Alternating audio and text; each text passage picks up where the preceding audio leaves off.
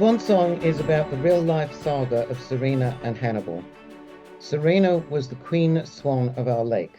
I live on a 17-hectare lake in the subtropical paradise of the Gold Coast of Australia, and Serena and her partner Hugh had reigned as the sovereign king and queen swan for 15 years when this saga began.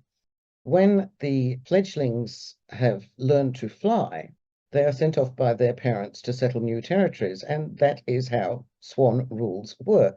But one of Serena's daughters decided she didn't much like this idea, so she went off and she found the biggest, meanest, toughest swan she could, and she brought him back to our lake to challenge her parents for the ruling rights.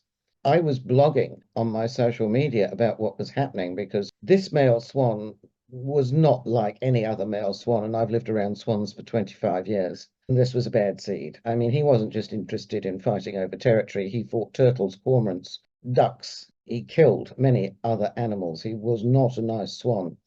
And I created such a following inadvertently, blogging about the real life saga, that if I didn't post for a day, people would phone me and say, "What is happening?" And then when the saga, many, many months later, after a lot of high drama, eventually resolved itself, people started screaming at me, knowing I'm an author, to write the book.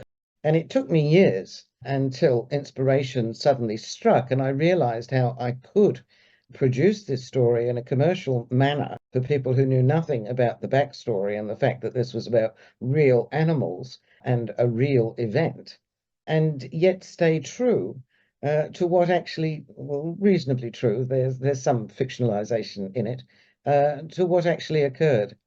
I suppose because my original following on social media was largely adults, although I wrote this as a children's story, a young adult novel, the readership is actually aged between 8 and 88. I mean, some of the reviews from professors in Spain and academics in Philadelphia and business people in New York has just been astounding, quite frankly. They've identified themes in the story, hostile takeovers and how one treats immigrants, because everybody's favorite character in the stories, I say stories because 2 years later there's a sequel book called The Dragon Who Found His Wings, is an immigrant duck called Lord Quaxalot. He is non-native. He was somebody's pet who got dumped on the lake, and he is such a character in real life and has translated to become such a colorful, confident, pretends to be cowardly, but is really courageous and fiercely loyal character in the book. So everybody loves these stories because there are truths and situations in these stories that resonate with people.